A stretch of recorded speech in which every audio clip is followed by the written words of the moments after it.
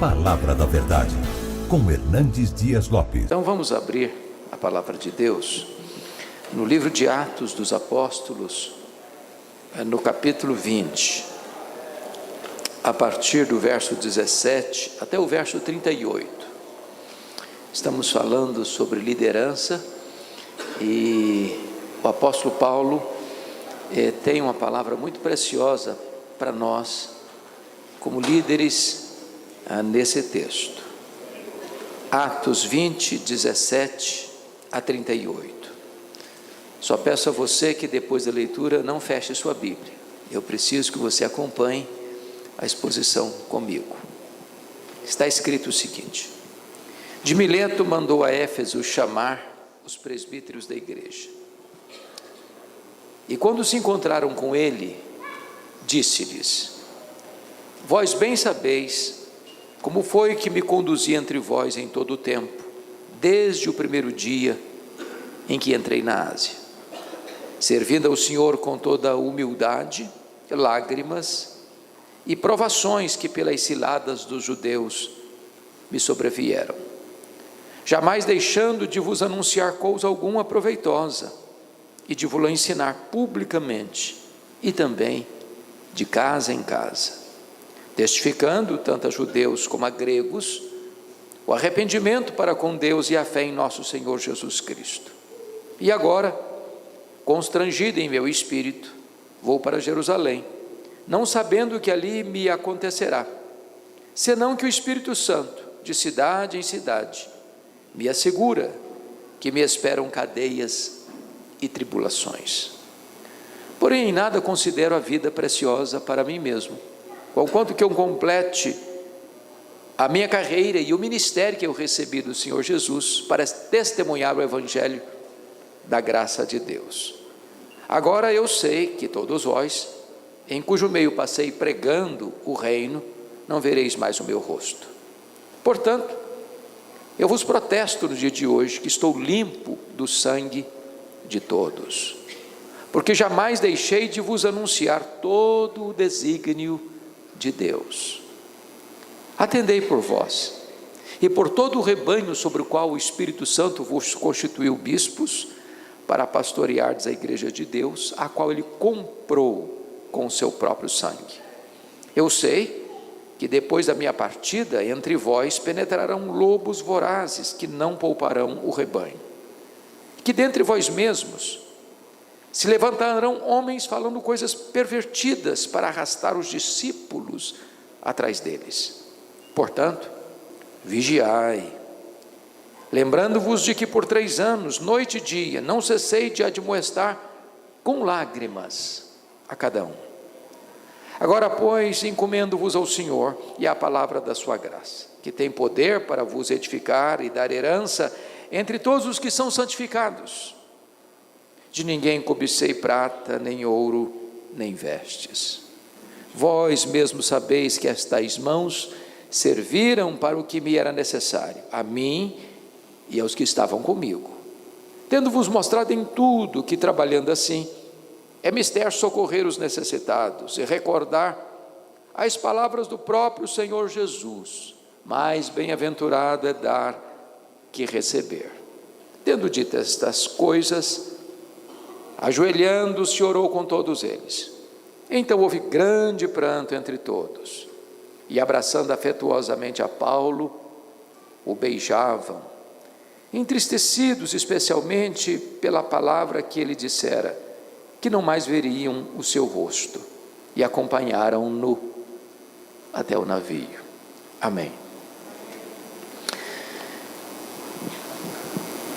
Meus irmãos, eu gostaria então de trazer uma palavra para o seu e para o meu coração também, sobre a questão da liderança espiritual. Eu acho que todos vocês têm plena ciência de que nós vivemos uma espécie de crise nesta área na igreja evangélica brasileira. Em recente pesquisa, constatou-se que as 3 classes mais desacreditadas do Brasil são os políticos, a polícia e os pastores. É triste quando a igreja hoje, em muitos setores, é mais conhecida na mídia por causa dos seus escândalos do que por causa da sua piedade. E talvez nenhuma área da igreja reflete maior crise do que na liderança. Percorrendo o Brasil, escutando gente de todos os segmentos evangélicos deste país,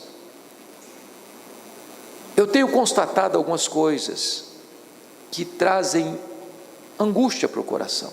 Primeiro, há muitos pastores que estão no ministério sem vocação pastoral. Gente que entrou por conta própria. Gente que nunca ouviu um chamado de Deus. Gente que o ministério vai ser um peso para ele e ele vai ser um peso para a igreja.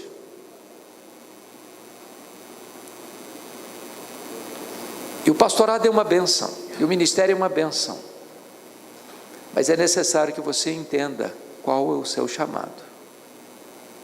Não é status, não é posição, é um chamado para servir. A segunda coisa que eu percebo é que as pessoas confundem o que é vocação. Um livro que li em 1978, O Pregador, Sua Vida e Sua Obra, de John Jowett, disse o seguinte: tem gente que pensa que vocação é assim. Eu tentei ser um advogado, não consegui. Tentei ser engenheiro, não deu certo. Tentei ser médico, também não funcionou. Tentei passar em vestibular para outra área da vida acadêmica, não consegui. Ah, bom, então eu descobri uma coisa maravilhosa. Então é porque Deus está me chamando para o ministério. Diz, não, isso não é vocação. Vocação é quando você tem todas as portas abertas e você só enxerga uma porta. Deus está me chamando para o ministério. É como que algemas invisíveis, você não pode deixar de falar. É como um fogo no seu coração. Segundo, há muitos pastores hoje, meus irmãos, confusos teológica e doutrinariamente. Eu explico. É aquele líder que vai para um congresso, escuta uma novidade e diz, agora sim, achei o caminho. Chega na igreja, desfaz tudo o que estava fazendo e começa tudo de novo. Aí no outro ano ele vai num outro congresso, escuta outra coisa diferente da primeira, diz, meus irmãos, aquilo estava errado, agora é isso aqui. Aí no terceiro ano ele vai a um outro congresso, outra conferência, escuta outra novidade, não, estava tudo errado, vamos começar tudo outra vez. Ora, se o líder está confuso, quanto mais os seus liderados. Nós não temos que buscar novidades no mercado da fé, nós temos que pregar a eterna, infalível e insubstituível palavra de Deus. Ela é sempre atual, sempre atual. Há outros líderes que são extremamente vulneráveis emocionalmente. Na verdade, eles deviam estar sendo pastoreados e estão pastoreando. Eu vou lhes dizer que o ministério é uma fronteira perigosa.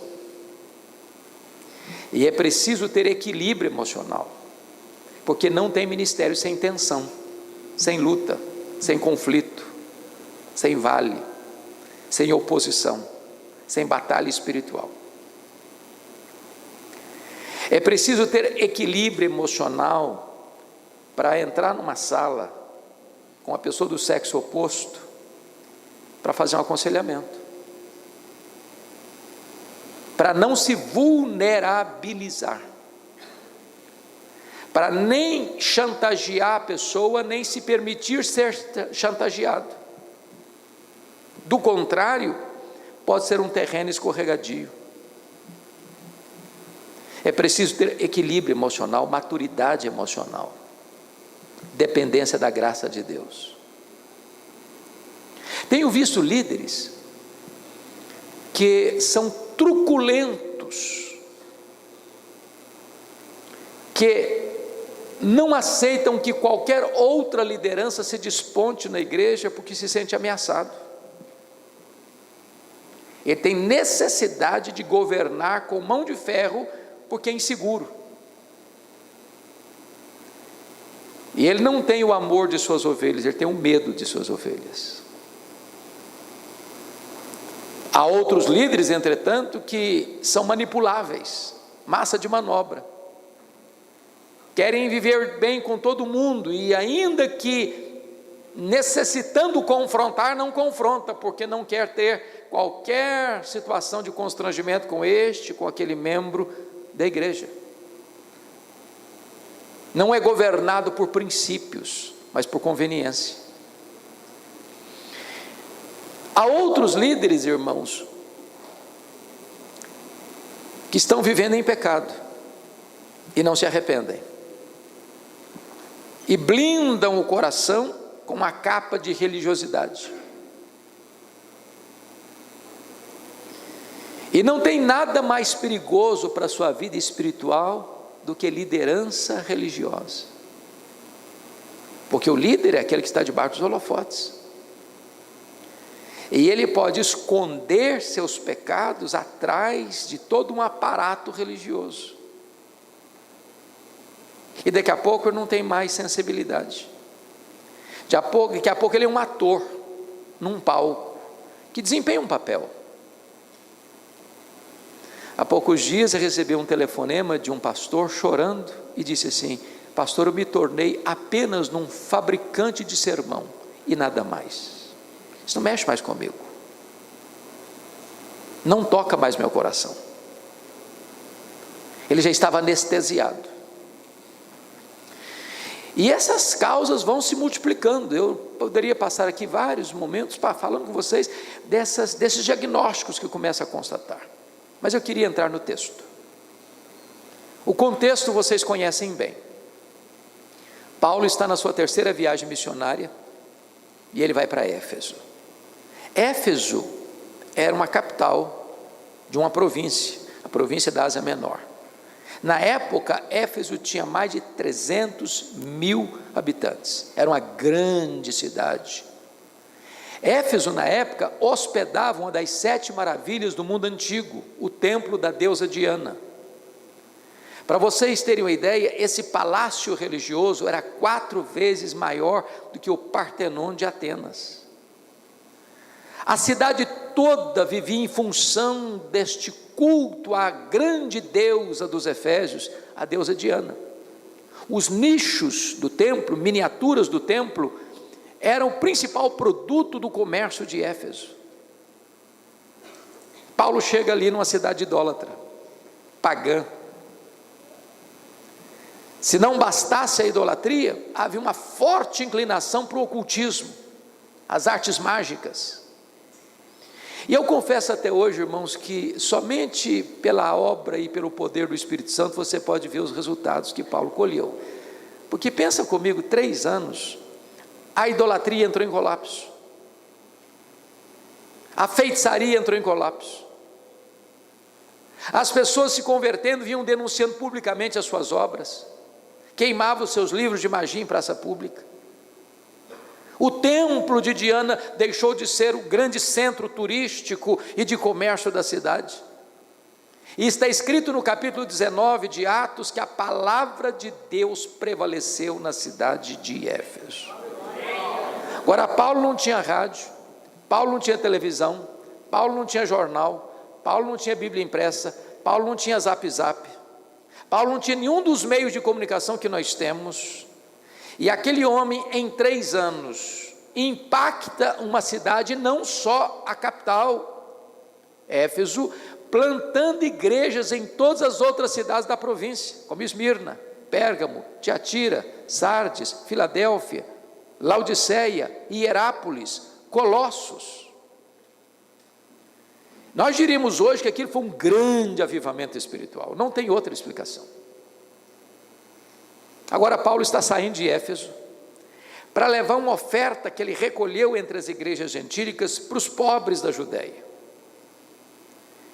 E nessa saída dele, ele manda chamar os presbíteros da igreja para o local onde ele embarcaria em Mileto, onde ficava o porto, para ter a última conversa com eles. E esse texto que nós lemos é esse discurso de Paulo diante desses presbíteros, seus filhos na fé, liderança da igreja. E aqui Paulo vai repartir com aqueles homens e consequentemente com você e comigo hoje, 7 princípios que eu quero dividir com vocês aqui sobre liderança. 7 compromissos que um líder precisa assumir. Quais são esses compromissos? Primeiro, veja aí comigo, versículo 19, o primeiro compromisso é o compromisso com Deus. Compromisso com Deus. Ele diz assim: servindo ao Senhor com toda humildade, lágrimas e provações que pelas ciladas dos judeus me sobrevieram. A primeira coisa que um líder precisa definir muito claramente é a quem ele está servindo. Porque é possível a gente entrar com a motivação errada, sabia?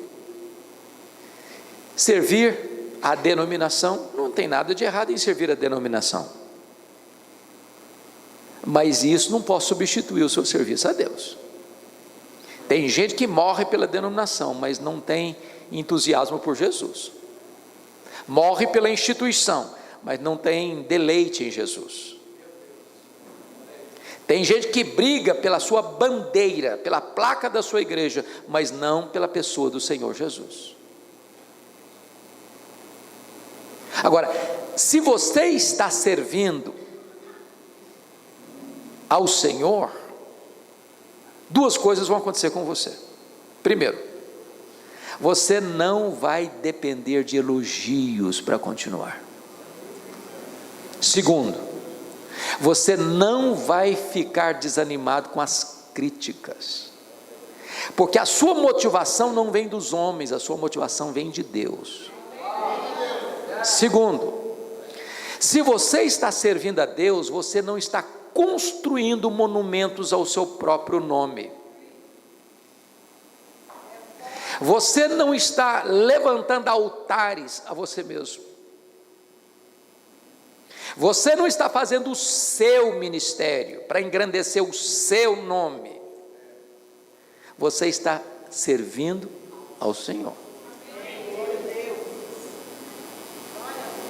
Se você está servindo ao Senhor, a palavra implica que você nunca vai perder o status de servo. Servo é o menor, servo é o que serve.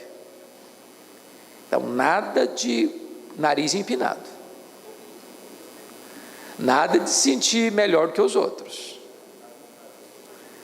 nada de achar que você é o tal. Baixa a bola, baixa a bola. Você está a serviço do Senhor. Agora notem mais, se você está a serviço do Senhor, isso implica em que você tem que ser uma pessoa humilde. Nada é mais nocivo à liderança, irmãos, do que soberba, altivez, orgulho. Sabe aquela pessoa que ela é tão importante, entre aspas, que você não tem acesso a ela? Você não consegue falar com ela?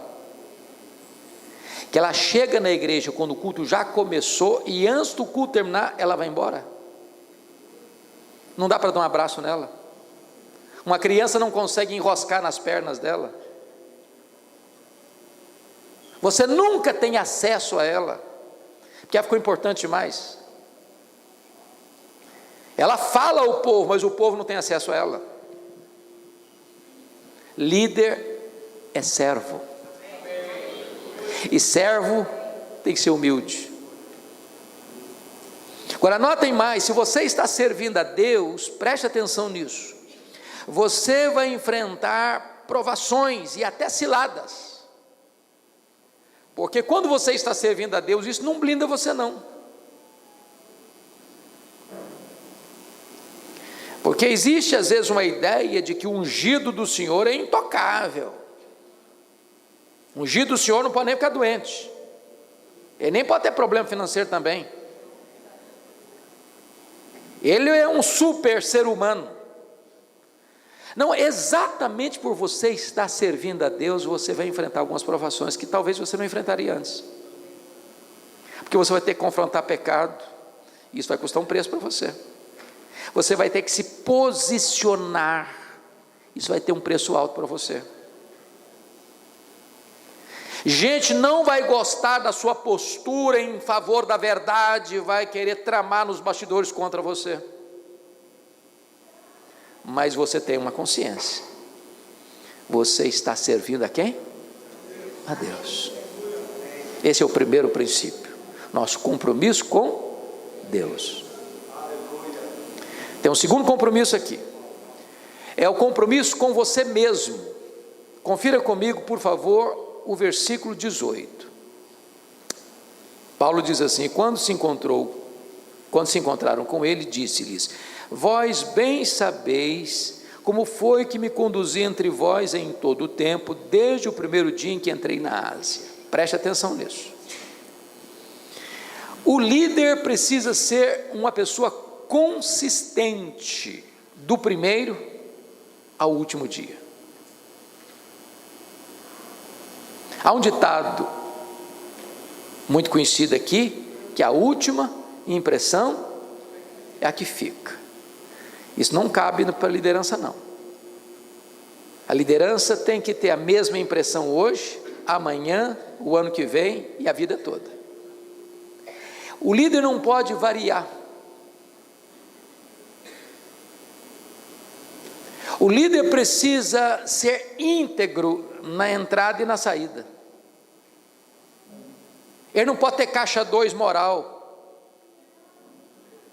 Ele não pode ter arquivo secreto. Ele não pode ter vida dupla. A vida do líder é a vida da sua liderança. Se a vida do líder é a vida da sua liderança, preste atenção nisso. Os pecados do líder são os mestres do pecado. Porque quando um líder peca, o pecado do líder é mais grave, é mais hipócrita e é mais danoso do que os pecados dos demais. Mais grave porque o líder peca contra maior conhecimento. Mais hipócrita porque o líder denuncia o pecado em público para praticá-lo em secreto. E mais danoso porque quando um líder cai, mais gente é atingida.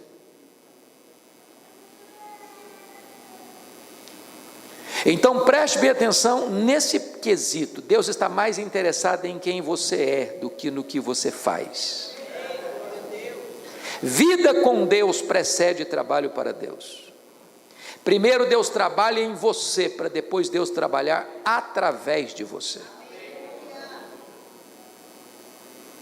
Nós estamos vivendo uma época que dá muito valor ao performance, ao desempenho, ao palco. Pois Deus está procurando verdade no íntimo. Você é exatamente aquilo que você é, com a porta do seu quarto trancada, sem ninguém vendo. Esse é você. Cuida do seu coração. Confira comigo ainda nesse ponto, segundo, lá no capítulo 28, a primeira parte do verso: atendei por vós. E só em seguida ele diz: e por todo o rebanho. Em outras palavras, você sabe qual é a ovelha mais complicada do rebanho que você pastoreia? É aquela ovelha que você vê diante do espelho.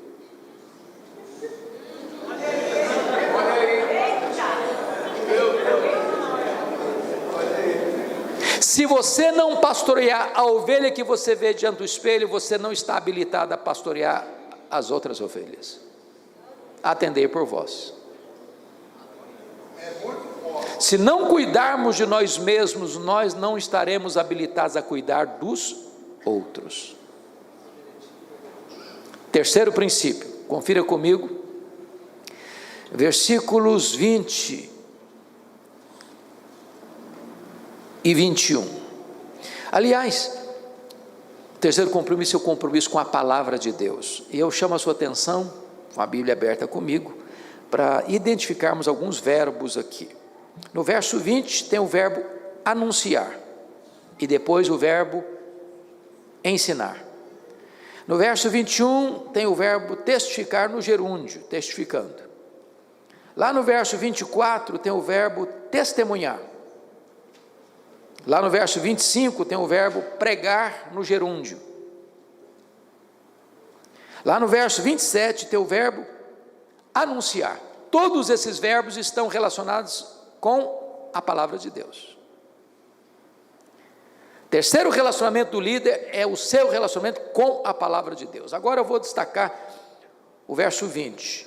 Está escrito assim: jamais deixando de vos anunciar coisa alguma proveitosa e de vos ensinar publicamente também de casa em casa. Chama a sua atenção para publicamente também de casa em casa. Por que isso é importante, irmãos? Porque se o líder não tomar cuidado, ele corre o risco, a tentação de ser seletivo. O que significa isso?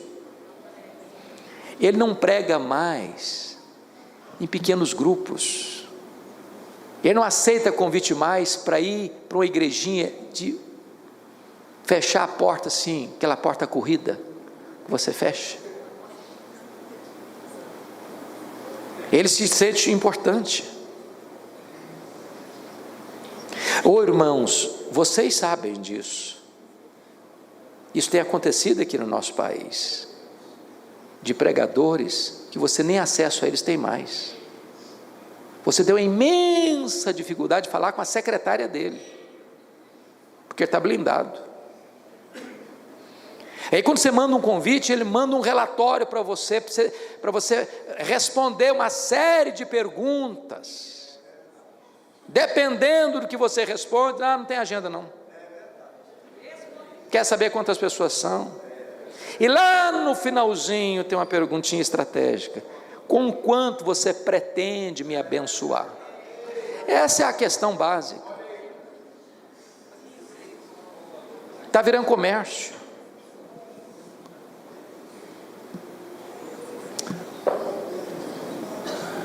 Eu certa feita convidei um cidadão para pregar lá em Vitória, quando eu estava lá na liderança da igreja, eu sou pastor ainda até hoje lá. Não consegui falar, com muito custo consegui falar com a secretária. Aí quando fiz o convite, ela me respondeu assim: não, o nosso pastor não prega mais em igrejas, eu só prego em grandes auditórios. Eu não me contive e respondi: bom, então o seu pastor é mais importante do que o Senhor Jesus Cristo, que o apóstolo Paulo. Porque pelo que me consta, Jesus pregou um sermão para uma pessoa só, e Paulo pregava publicamente e também de casa em casa. Eu não estou dizendo que você não deva ser estratégico e sábio na mordomia do seu tempo, mas cuidado para você não achar que você é importante. Você não é importante. Importante é o Senhor Jesus.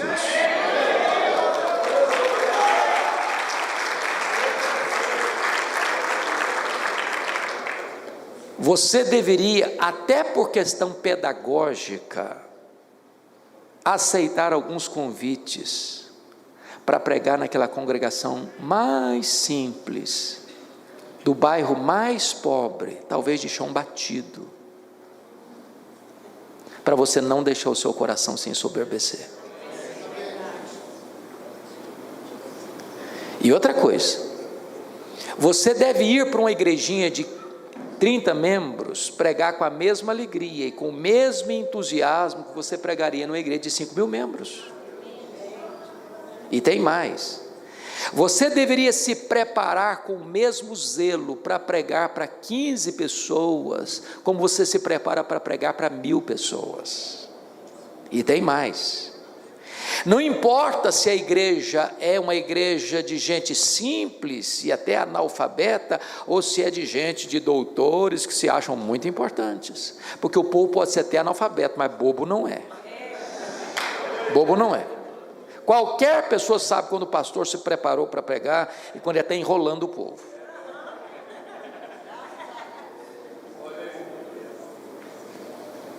publicamente e também de casa em casa. Segunda coisa que eu destaco com vocês é o versículo 21. Diz assim: testificando tanto a judeus como a gregos o arrependimento para com Deus e a fé em nosso Senhor Jesus Cristo. No verso 20, ele falou de ensinar, mas no verso 21 ele fala de testificar arrependimento para com Deus e fé. Bom, chama a sua atenção para esse ponto. Arrependimento e fé são os dois elementos da conversão. O que Paulo está ensinando aqui, que o líder, o pastor, ele precisa tanto ser um mestre, quanto também um evangelista. Ele precisa ensinar, e ele precisa também levar pessoas a Cristo. Por que isso é importante? Porque hoje nós estamos entrando numa linha perigosa, penso eu. Outrora, quem eram os professores de seminários? Os grandes seminários? Os pastores, que dedicavam parte do seu tempo ao ensino. Hoje nós crescemos, hoje nós somos muito importantes. Hoje um professor de um seminário mais conceituado só pode dar aula lá se ele for um mestre, ou se ele for um doutor. Mas hoje nós avançamos um pouco mais. Nós temos que ter professores de tempo integral. Sabe o que está acontecendo hoje? A pessoa sai de seminário, ele não quer ser pastor, ele quer fazer um mestrado. Quando ele terminou o mestrado, ele não quer ser pastor, ele quer fazer um doutorado. Quando ele termina um doutorado, ele não quer ser pastor, ele quer voltar para dar aula no seminário. Ele nunca foi pastor, e está formando pastores. Ele nunca plantou uma congregação, mas ele fez um curso de doutorado em crescimento da igreja. Ele é um teórico, ele nunca botou a mão na massa. Sabe o que está acontecendo nos nossos seminários hoje? Mais de 70% dos seminaristas dizem assim: eu não tenho o dom de evangelista, eu tenho o dom de mestre. É claro, é claro, é claro. O professor dele não é evangelista. Você gera discípulos à sua imagem e à sua semelhança. Lá na década de 80, quando eu fiz seminário, tinha uma frase que circulou o Brasil. E a frase era esta: pastor não gera ovelha, ovelha gera ovelha. Falso ou verdadeira essa afirmação? Metade falso, metade verdadeiro. Como a verdade não pode ser metade, falso. É verdade que ovelha gera ovelha, mas não é verdade que pastor não gera ovelha. Pastor é um evangelista. Pastor não só ensina, pastor testifica arrependimento e fé. Pastor tem que ter o coração queimando de amor pelas almas, tem que ter amor pelos perdidos, tem que ter coragem de entrar nas casas e olhar nos olhos das pessoas e falar de Jesus para elas e levá-las a Cristo. Nós precisamos resgatar isso, irmãos, porque se as ovelhas não verem essa paixão no coração do pastor, elas perderão paixão também. O pastor fala mais pelo exemplo do que pela palavra, pela voz. Aliás, Albert Schweitzer disse que o exemplo não é uma forma de ensinar, é a única forma eficaz de ensinar. Como pais, também pastores, as nossas ovelhas estão olhando para nós mais do que escutando a nós. Agora note outra coisa, compromisso com a palavra. No versículo 27 está escrito assim: porque jamais deixei de vos anunciar todo o desígnio de Deus. Penso eu que Paulo está ensinando aqui que nós pastores, nós líderes, precisamos expor a palavra de Deus. Em vez de sermos pregadores seletivos, só pregar aqueles assuntos mais palatáveis. Por exemplo, é tão bom falar do amor de Deus. E o que é que eu faço com Romanos 1,18?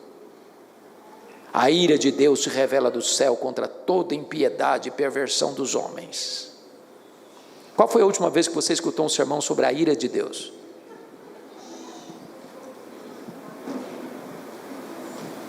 Qual foi a última vez que você escutou um sermão sobre arrependimento? Em outras palavras, irmãos, eu não posso ir para a Bíblia como uma criança recebe uma caixa de bombom surtido. Lembra do bombom garoto lá de Vila Velha, Espírito Santo? Você abre uma caixa de bombom. Tem aqui também? Pois é. Você abre uma caixa de bombom, tem vários tipos de bombons lá. Qual que você escolhe? O que você gosta, não é? É o que você gosta.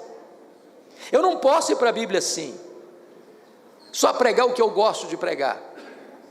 Eu tenho que pregar todo o conselho de Deus. Não é parte da Bíblia que é a palavra de Deus, toda a Escritura é inspirada, e eu preciso anunciá-la toda. Então, pregue expositivamente. Eu conheço com muita facilidade uma igreja que está acostumada a um cardápio da pregação expositiva e a igreja que não está. Quer um exemplo? Eu chego e disse, meus irmãos, vamos abrir a Bíblia. Aí o povo abre a Bíblia para ler o texto. Terminou de ler o texto, o povo faz assim, ó. A Bíblia está fechada no cantinho. Essa igreja está me dizendo o seguinte: aqui nós estamos acostumados a escutar o pastor pregar, mas o texto não tem nada a ver mais.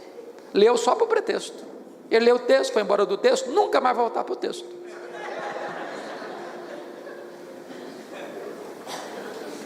Tem pregador que diz assim, eu já tenho um sermão pronto, só falta o texto agora.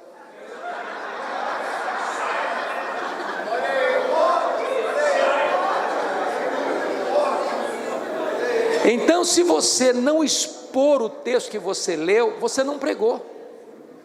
Eu vou dizer algo aqui que você sabe. Deus não tem nenhum compromisso com a palavra do pregador. Deus tem compromisso com a sua palavra. O que não volta vazio não é a palavra do pregador, é a palavra de Deus. De Deus. Bom, então vamos ao quarto compromisso. Pastorzão, eu vou até que horas? Que eu estou tão animado aqui que eu não sei que hora. Tá, não, eu vou, porque eu preciso saber exatamente o horário para não me complicar aqui. Quarto compromisso do pregador, está no versículo 24. Confira aí comigo, por gentileza. É o compromisso com o ministério. Olha o que ele diz. Em nada considero a vida preciosa para mim mesmo, conquanto que eu complete a minha carreira e o ministério que eu recebi do Senhor Jesus, para testemunhar o evangelho da graça de Deus. Tem três coisas que eu destaco aqui no ministério. Primeiro, vocação. O ministério que eu recebi do Senhor Jesus. Irmãos, é o senso de vocação que nos dá ânimo na hora da crise. É o senso de vocação que nos dá força na hora da oposição. É o senso de vocação que nos dá no momento da angústia da alma. Deus me chamou. E como Jeremias, ainda que você pense em largar, você não consegue. Que vai ser um fogo no seu coração. Você tem que falar. Porque esse ministério você não abraçou por conta própria. Você recebeu do Senhor Jesus. Segunda coisa aqui é abnegação. Em nada considero a vida preciosa para mim mesmo. Irmãos, é muito triste o que está acontecendo no Brasil hoje, muito triste. Tem muita gente entrando para o ministério como meio de vida, para ganhar dinheiro. Estamos acostumados hoje com a ideia de igreja empresa, igreja que é propriedade do pastor. O púlpito virou um balcão. A Bíblia virou um produto. Os crentes viraram consumidores. O templo virou uma praça de negócio. Igrejas que abrem congregações como franquias. Se dá lucro, mantém. Se não der lucro, fecha. Igreja não é empresa. Igreja é uma agência do reino de Deus. A igreja não nos pertence, nós é que pertencemos a ela. Então preste bem atenção. Se a motivação do ministério é lucro, então nós não entendemos o chamado. Em nada considero a vida preciosa para mim mesmo. E eu nem estou dizendo que Deus não vai honrar e suprir aqueles que atendem ao seu chamado. Deus supre, Deus abençoa, mas o seu coração não está no dinheiro, o seu coração está no Senhor Jesus Cristo. Terceira coisa aí, primeira é vocação, segunda é abnegação, terceira é paixão, para testemunhar o evangelho da graça de Deus. Ô irmão, é isso que tem que fazer seus olhos brilhar, é isso que tem que aquecer o seu coração. Não é o seu poder, não é o seu status, não é a casa que você mora, o carro que você anda, o dinheiro que você tem na conta do banco, não é o prestígio que você recebe, nada disso deve encher seu coração e fazer brilhar os seus olhos, mas é a paixão pela anunciar a graça de Deus, é o evangelho que tem que encher o seu coração. Nós precisamos de um reavivamento nos púlpitos, irmãos. Quando perguntaram para Dwight Lyman Moody, Moody, qual é o maior problema da obra? Ele respondeu, são os obreiros. E perguntaram assim, como é que começa um avivamento na igreja? Ele respondeu, acenda uma fogueira no púlpito. Se o pastor for um graveto seco a pegar fogo, até lenha verde começa a arder. Paixão. Os crentes precisam olhar em nós e ver brilho nos olhos. Brilho nos olhos. Quinto compromisso, compromisso com a igreja. Olha versículos 28 a 30 comigo. Ele diz assim, atendei por vós e por todo o rebanho sobre o qual o Espírito Santo vos constituiu bispos para pastoreardes a igreja de Deus, a qual ele comprou com seu sangue. Preste atenção na expressão por todo o rebanho, não por parte do rebanho. Eu vou fazer uma perguntinha para os pastores aqui, não precisa nem levantar a mão não. Você tem ovelha complicada lá no rebanho? Tem. Porque se não tiver, a gente pode dar algumas cartas de transferência, sem problemas. Sabe o que Paulo está dizendo aqui? Se você não tomar cuidado, você faz 10 visitas para uma família no ano, e nenhuma visita para outra família. Se você não tomar cuidado, você só vai pastorear aquelas ovelhas que fazem cafuné no pastor. Porque tem ovelha que escoiceia o pastor. Mas é ovelha que você precisa cuidar. Não seja seletivo nas suas ovelhas. Ame as suas ovelhas. Mesmo que você não seja amado por elas, ame as suas ovelhas. Todo o rebanho. Mas Paulo está dizendo que você precisa atender por todo o rebanho sobre o qual o Espírito Santo vos constituiu bispos. Preste atenção nisso. Nunca faça política de bastidor para ficar na igreja. Não faça jogo de cena nos corredores eclesiásticos para alcançar favores ou deixar de ficar numa igreja. Ou você tem ciência de que o Espírito Santo colocou você ali, ou você está no lugar errado.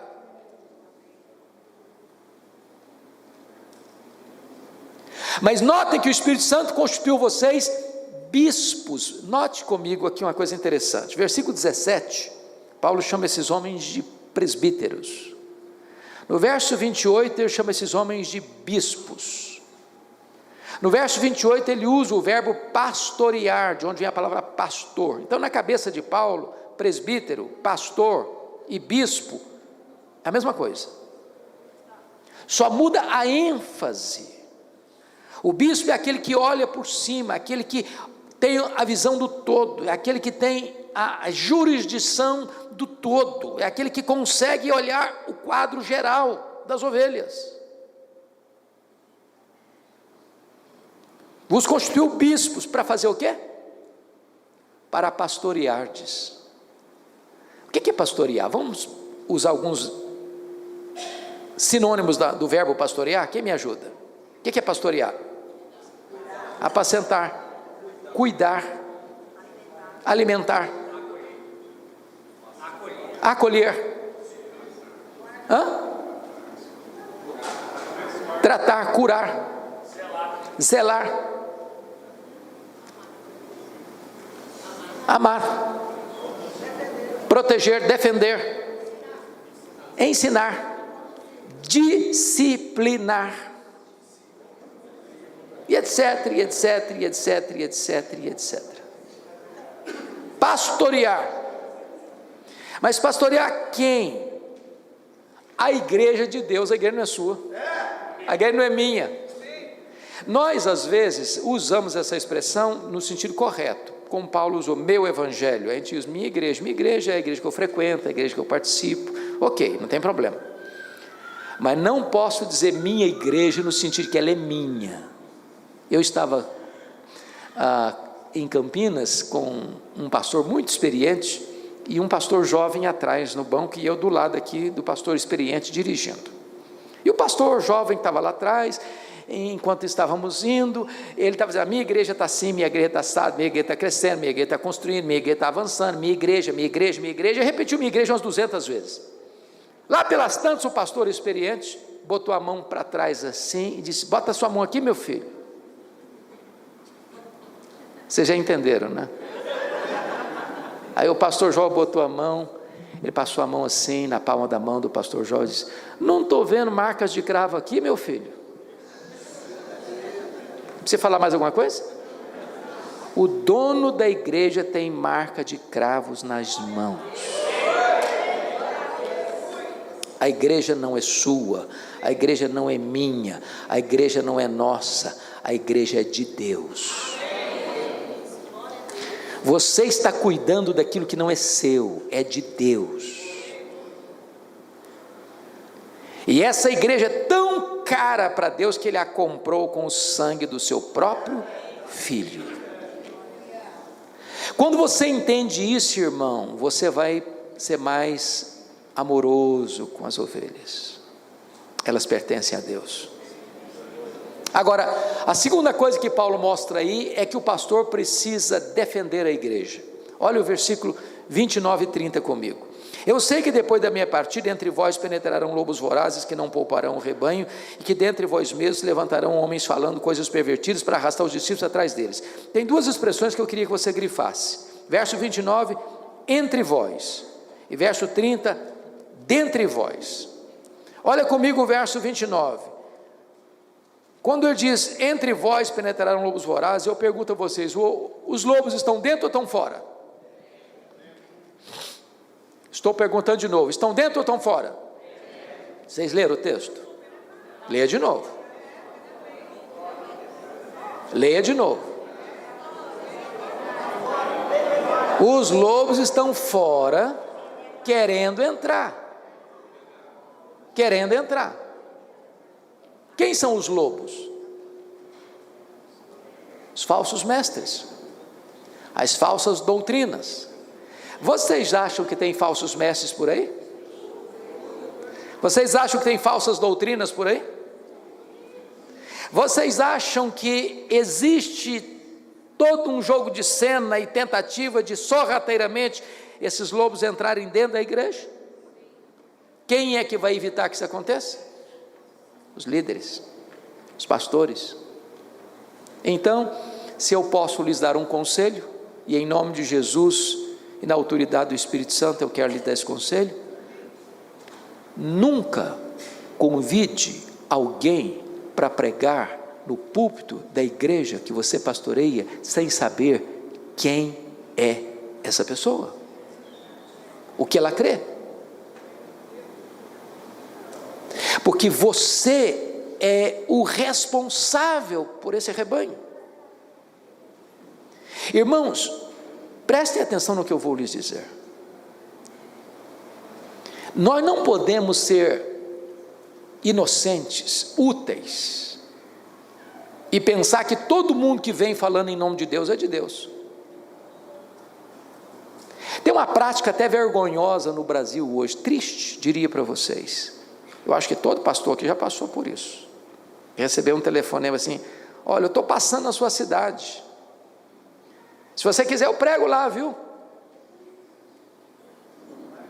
Ô, irmãos, isso é só para gente muito íntima, mas é muito deselegante você se oferecer para pregar. Isso não é uma boa prática. Cuidado com quem você leva para o púlpito da igreja. Eu vou ilustrar isso. Eu estava em Vitória um dia, na igreja que eu sou pastor, pregando de manhã. Entra uma senhora muito bem vestida, acompanhada de um séquito, de um grupo de pessoas do lado dela, muito elegante, muito bonitona, tal. Não sei como essa mulher mandou um bilhete para mim no púlpito. E no bilhete estava escrito assim: pastor, o Espírito Santo me mandou aqui hoje, porque eu tenho uma mensagem para esta igreja. Peguei o bilhete, li, guardei no bolso, terminei de pregar, impetrei a benção, fui para a porta da igreja abraçar as pessoas. Essa mulher quase me bateu na porta da igreja. Ela botou o dedo no meu nariz e disse: o senhor impediu que o Espírito Santo falasse à igreja hoje. Eu respondi para ela: o Espírito Santo falou, a senhora que não ouviu. Eu preguei a palavra hoje aqui, e eu sou o pastor desse rebanho. Eu não sei quem é a senhora, eu não sei de onde a senhora vem, eu não sei no que a senhora crê, e eu não posso entregar o púlpito dessa igreja sem saber o que a senhora, o que a senhora crê. Essa mulher fez um estrago em muitas igrejas na cidade de Vitória. Cuidado, cuidado. Os lobos estão querendo entrar, e você não pode abrir a porta para lobo. Esse rebanho está sob sua responsabilidade. Mas olha o verso 30 agora. E que dentre vós mesmos se levantarão homens falando coisas pervertidas para arrastar os discípulos atrás deles. Agora eu pergunto: o lobo está dentro ou está fora? Agora está dentro.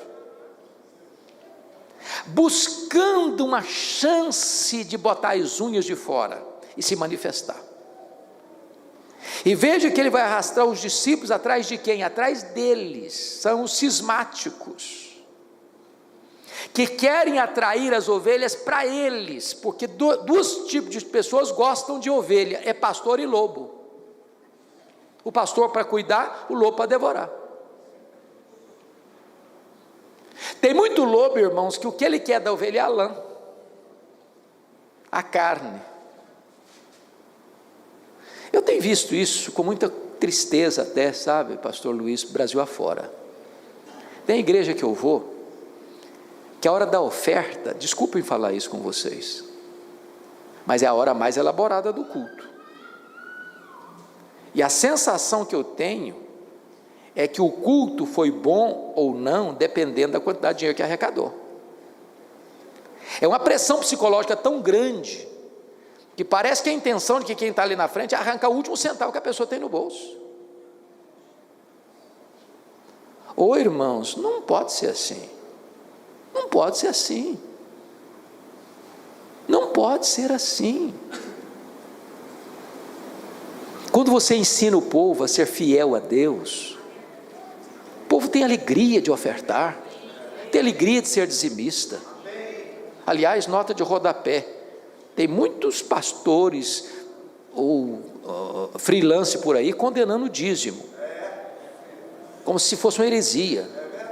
Meus irmãos, dízimo é antes da lei, está na lei, está nos livros históricos, está nos livros poéticos, está nos livros proféticos, está nos evangelhos, está nas epístolas. O dízimo mostra uma coisa para mim: onde está o meu coração. Se tiver no dinheiro, meu Deus é mamon. Então, crente precisa ser dizimista, fiel. Crente precisa ser ofertante, com alegria. Agora, a igreja não pode ser uma empresa arrecadadora de dinheiro, porque você está confuso se a pessoa prega para arrecadar dinheiro ou se arrecada dinheiro para pregar.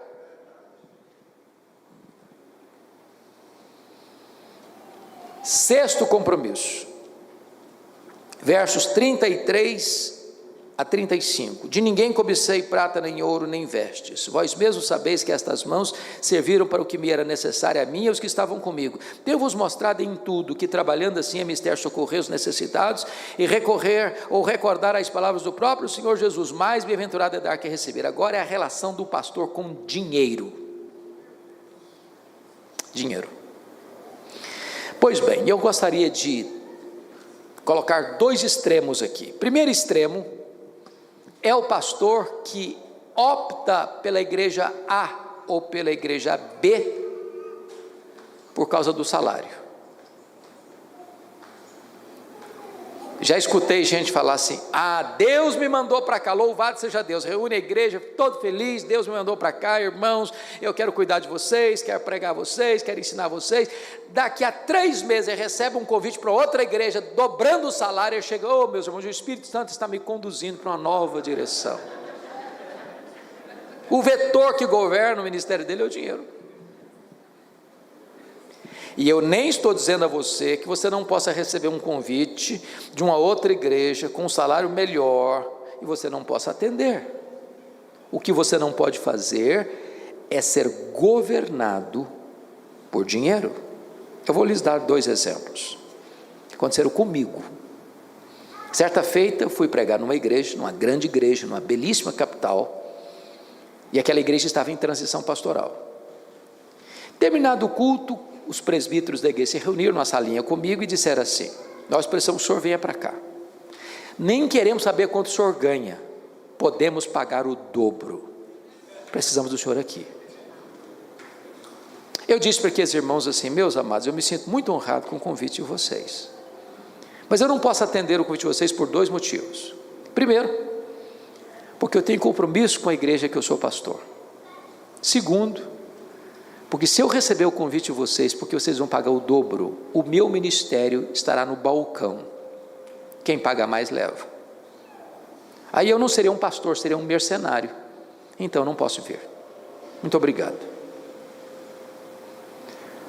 Segunda coisa que aconteceu, eu estava estudando nos Estados Unidos, fazendo um doutorado, uma igreja me convidou para ser pastor.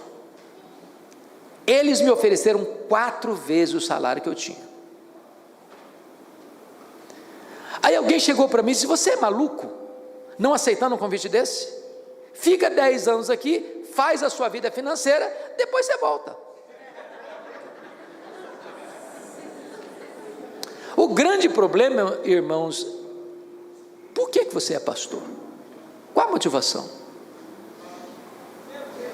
Eu não estou dizendo para você que você é um anjo que não precisa de dinheiro para sobreviver. Não, você é um ser humano que tem família, que precisa morar, que precisa viver, que precisa vestir, que precisa cuidar. Mas, por favor, nunca bote o seu ministério no balcão. Para quem pagar mais, leva.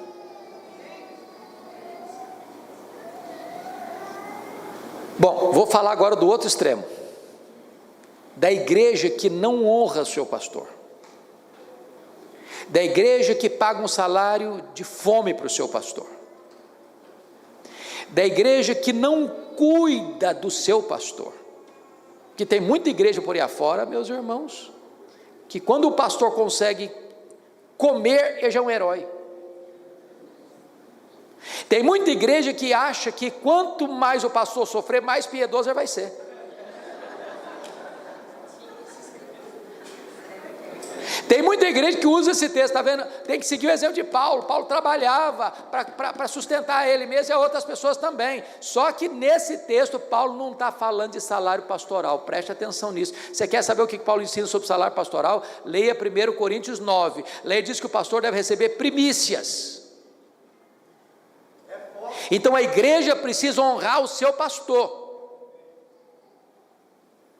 O pastor não pode ficar desesperado de noite: meu Deus, como é que eu vou pagar as contas? Como é que eu vou pagar a escola do meu filho? Como é que eu vou botar comida dentro de casa? O pastor não pode ter esse tipo de preocupação.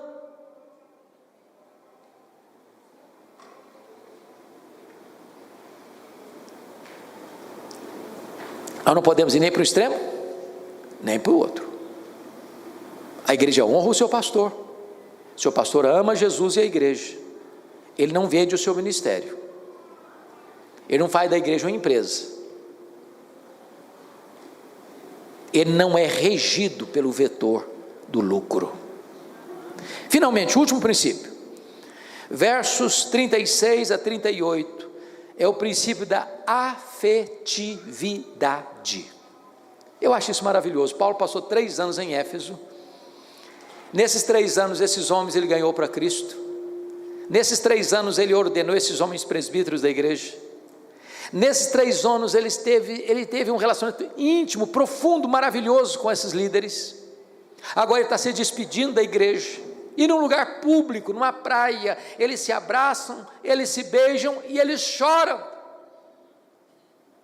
Eles não têm nenhum problema de expor os seus sentimentos, de demonstrar seu afeto uns pelos outros. Sabe o que tem acontecido hoje, muitas vezes, em tantos lugares do Brasil afora? Pastores feridos, como o pastor Luiz disse ontem aqui. Líderes que tratam os seus pastores com rigor, sem ternura, sem doçura. Pastores que se sentem empregados dos presbíteros.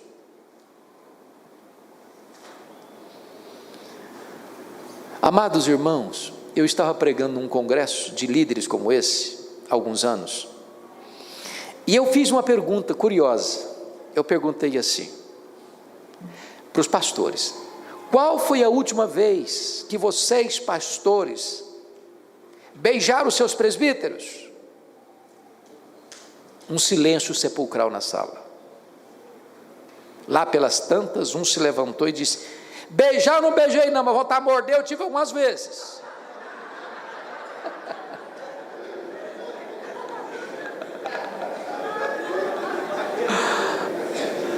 Há poucos dias eu perguntei para um pastor assim: você está indo para a igreja tal? Você está doido? Aquela igreja lá, as ovelhas mordem no pastor.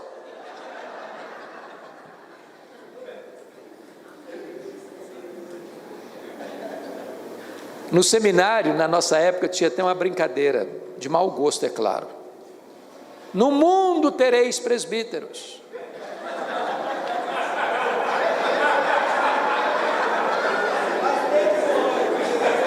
É por aí.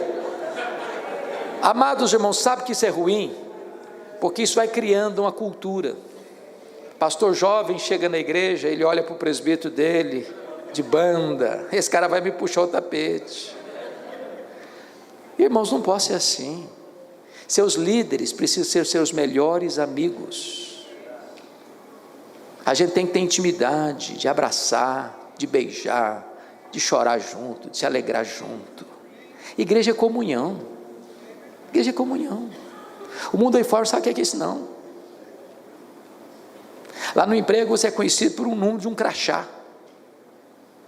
Aqui você tem nome. Aqui o rico senta do lado do pobre. Aqui o rico não é melhor que o pobre. Aqui o rico é diácono, arrasta a cadeira para os pobres sentar. Aqui é igreja de Deus. Nós precisamos alargar as fronteiras do nosso coração, uns pelos outros. Aqui é lugar de cura, de terapia, de recomeço, de restauração. Eu vou lhes dar 2 exemplos para encerrar. Eu tenho o hábito até hoje de ir para a porta da igreja abraçar o povo. Gosto disso, gosto muito disso. Há poucos dias eu escutei de um líder assim: eu gosto do povo, mas não suporto gente me encostando. Eu gosto do glamour da multidão. Aí um dia eu estou na porta da igreja abraçando as pessoas, passa uma senhora, para um pouco, olha nos meus olhos e me diz assim: o senhor sabe por que eu valorizo tanto o seu abraço aqui no domingo? Eu falei: não, Ela me respondeu: porque é o único abraço que eu recebo na semana. Tem hora que a maior necessidade de uma pessoa na igreja nem escutar o sermão, é receber um abraço, é sentir que ela é gente, que ela pertence a uma família, e que essa família a ama. A segunda experiência, um dia uma mulher me ligou: pastor, eu estou ligando para o senhor, porque está muito longe para eu ir na igreja, tem uma igreja pertinho da minha casa, eu vou ficar por aqui, pastor, está mais fácil para mim. Eu disse para ela assim ao telefone: ô minha irmã, só tem um pequeno problema, é que você é tão amada aqui, você é tão importante para a nossa igreja, que nós não podemos abrir mão de você.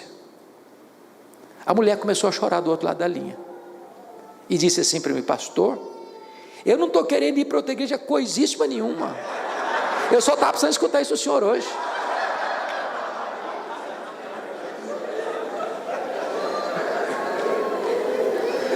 Porque às vezes a pessoa te liga com o coração machucado, fala: é isso mesmo, minha irmã, fica melhor, está vendo aí, ele não me ama coisa nenhuma, até me descartando ainda.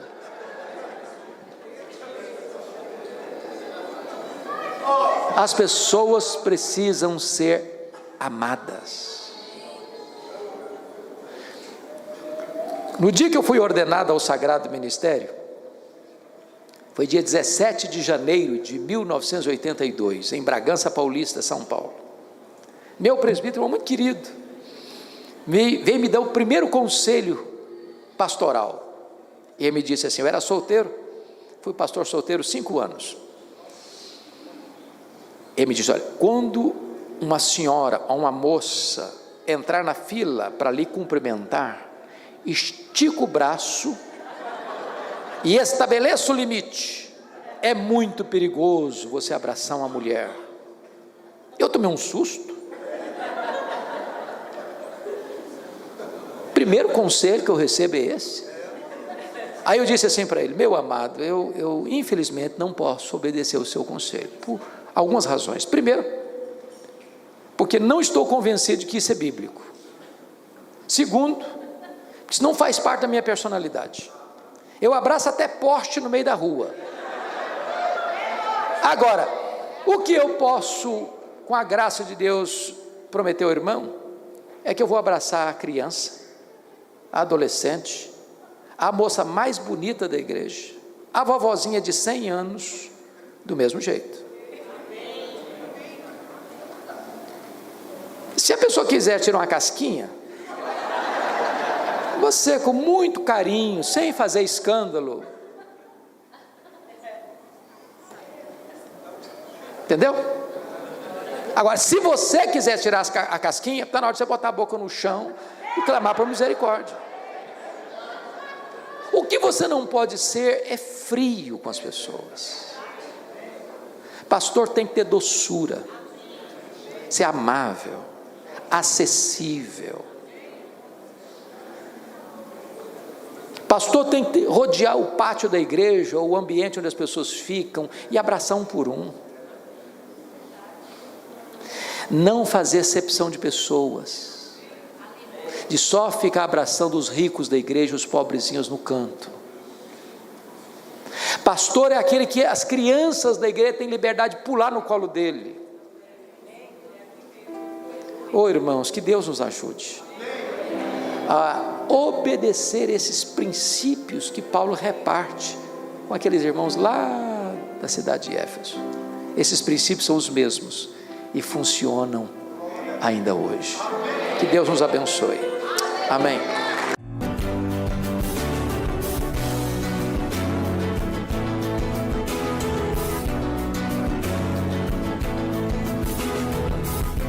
Palavra da Verdade, com Hernandes Dias Lopes.